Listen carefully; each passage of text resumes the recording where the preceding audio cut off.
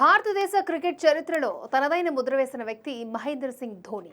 Format ఏదైనా సరే భారత జట్టును విజయవంతంగా నడిపించిన ధోని అత్యంత విజయవంతమైన కెప్టెన్గా గుర్తింపు పొందాడు. ధోని క్రికెట్లో సాధించిన రికార్డులు, అవార్డులు, విజయాలు అబో ఇలా చెప్పుకుంటూ పోతే ఎన్నో చెప్పొచ్చు. ఇకపోతే బీసీసీఐ మాజీ క్రికెటర్స్కు వారి సేవలను గుర్తించి పెన్షన్ అందిస్తోంది.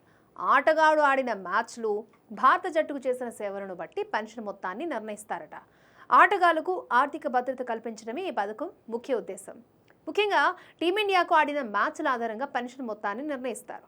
ఇందులో భాగంగా 75 కంటే ఎక్కువ టెస్టులు ఆడినా లేదా 50 కంటే ఎక్కువ టెస్టులు ఆడి ఉండి టీమిండియా అద్భుత విజయాల్లో తోడ్పడిన క్రికెటర్లకు 70,000 రూపాయల పెన్షన్ అందుతోంది. అంతర్జాతీయ క్రికెట్కు రిటైర్మెంట్ తీసుకున్న ఆటగాళ్లకు బీసీసీఐ 2022లో ఈ పెన్షన్ పథకాన్ని మరింత మెరుగుపరిచింది.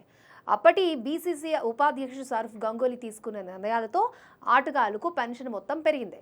పురుషులతో పాటు మహిళా క్రికెటర్స్కి ఈ పథకం వర్తించనుంది.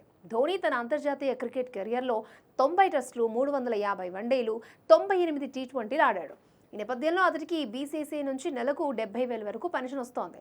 అయితే ఆర్థికంగా ఎంతో స్థిరంగా ఉన్న ధోని పెన్షన్ మొత్తాన్ని పూర్తిగా చారిటీ కార్యక్రమాలకు ఇవ్వనున్నట్లు సమాచారం. ప్రచారాన్ని పెద్దగా కోరుకోని ధోని తన సేవా కార్యక్రమాలను ఎంతో గోప్యంగా ఉంచుతారు. ఇక ధోనిలానే మరికొంతమంది ప్రముఖ క్రికెటర్ల పెన్షన్ వివరాలు ఇలా ఉన్నాయి.